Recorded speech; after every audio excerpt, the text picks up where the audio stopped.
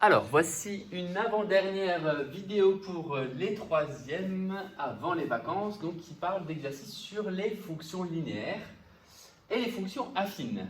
Donc, je vais agrandir un tout petit peu pour qu'on les voit mieux. Donc, c'est les exercices 56 et 15 où on parle de représentation graphique.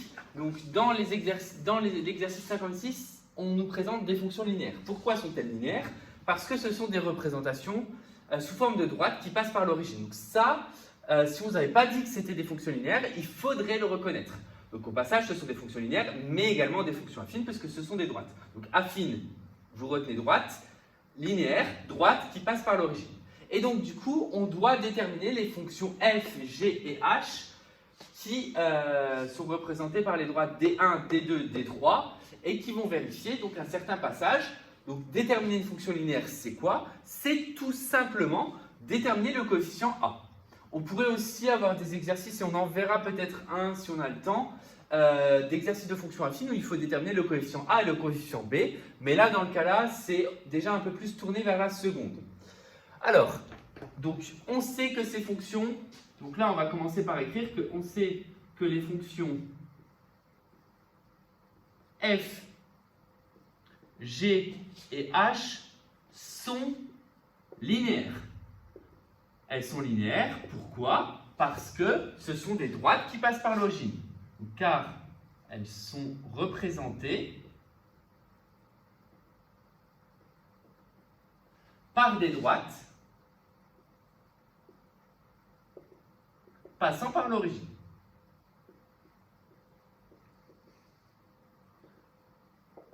Donc, f de x va être égal à ax, g de x va être égal à un coefficient, donc on va marquer a1x, a2x, et h de x égale a3x. Donc, j'ai juste nommé a1, a2, a3 les coefficients, puisqu'il y a d1, d2, d3. Comment déterminer les coefficients a1, a2 et a3? Tout simplement par rapport aux points par lesquels elles passent. Je remarque que la fonction D1 passe par le point A de coordonnées 1, 3. Ça veut dire que l'image de 1, c'est 3. Donc f de 1, or f de 1 égale 3. Ensuite, si je regarde pour la fonction D2, c'est l'inverse, c'est g de 3 égale 1. Et si je regarde la fonction D3, par rapport au pointillé, c'est g de moins 4 égale 2. H de moins 4 égale 2. Donc ça, ce sont les 4 points par lesquels elles passent. Donc, je rappelle que entre les parenthèses, c'est antécédent, et le résultat, c'est l'image. On a vu dans un exercice précédent que le coefficient était égal à image divisé par antécédent. Donc, en sachant ça, le coefficient A est égal à 3 divisé par 1. Donc, 3 sur 1. Au final, si vous n'en êtes pas convaincu de cette formule, vous pouvez très bien remplacer. F de 1 égale 3, ça veut dire que 1 fois A1 égale 3. Donc, ça veut bien dire que A1 égale 3 sur 1, c'est-à-dire A1 égale 3. Donc, f de x est égal à 3x. Donc là, il faut vraiment être capable, pour une fonction linéaire, dont on vous donne le graphique, de retrouver la représentation algébrique, c'est-à-dire retrouver le coefficient A, le coefficient de proportionnalité. Au passage, je vous ferai quand même un petit commentaire par rapport à quelque chose que vous verrez en seconde. G de 3 égale 1, ça veut dire que A2, donc c'est le coefficient pour la droite D2. Pour trouver le coefficient de la droite D2, je fais image sur antécédent. L'image, c'est 1. L'antécédent, c'est 3. Donc, ça veut dire que le coefficient A2 égale 1 tiers. Pour ce coefficient, je ne vais pas arrondir. Je garde la valeur 1 tiers. Donc, ça veut dire que G de x égale 1 tiers fois x. Ou alors, x divisé par 3, c'est la même chose.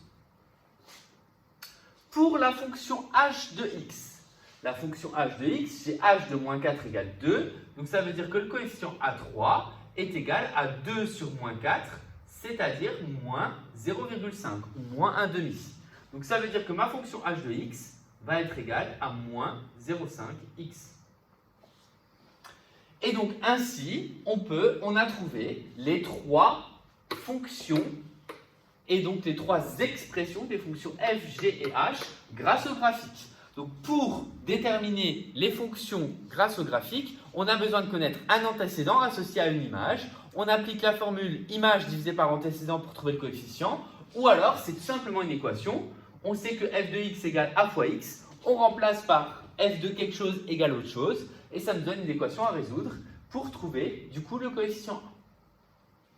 Voilà pour cet exercice 56. Pour l'exercice 15, donc là cette fois-ci on passe sur les fonctions affines. Pour l'exercice 15, on vous demande, on vous propose trois graphiques et on vous demande est-ce que ce sont des représentations de fonctions affines. Pour répondre à la question, on va se poser tout simplement la question est-ce que ce sont des droites?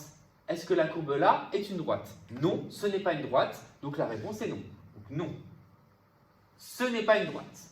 Ici, oui, c'est une droite. Alors, je pourrais même, si je veux, trouver l'expression de cette fonction. J'ai déjà le coefficient b. Le coefficient b, je vous rappelle que c'est l'ordonnée à l'origine. Ça veut dire qu'ici, le coefficient b, c'est l'intersection avec l'axe des ordonnées. Donc ici, b serait égal à 1. Pour trouver a, donc ça sera peut-être quelque chose d'un petit peu plus compliqué, mais en l'occurrence, ici, a, ça a l'air d'être moins 3. Pourquoi moins 3? Parce que la pente, elle descend déjà, et elle descend environ de 3 unités quand on descend d'une case. Donc du coup, cette fonction-là, ça serait 8, et je vous donne la réponse, mais ça, si vous la comprenez, c'est bien, si vous ne comprenez pas, c'est pas grave. Ça serait moins 3x plus 1.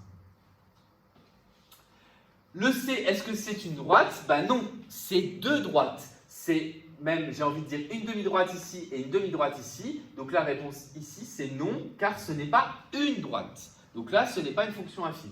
On aurait très bien pu aussi vous poser la question, est-ce que c'est linéaire? La réponse là, forcément, c'est non. Là, c'est non parce que ce ne sont pas des droites. Mais la réponse là aussi, c'est non parce qu'il faudrait qu'elle passe par l'origine. Or, ici, elle ne passe pas par l'origine. Donc là, le graphique peut-il représenter une fonction affine? Non, oui, non. Donc on attendait juste ça comme réponse. Non parce que ce n'est pas une droite. Non parce que ici, ce n'est pas une droite. Et oui parce que justement, c'est une droite. Alors voilà pour ces exercices 56 et 15.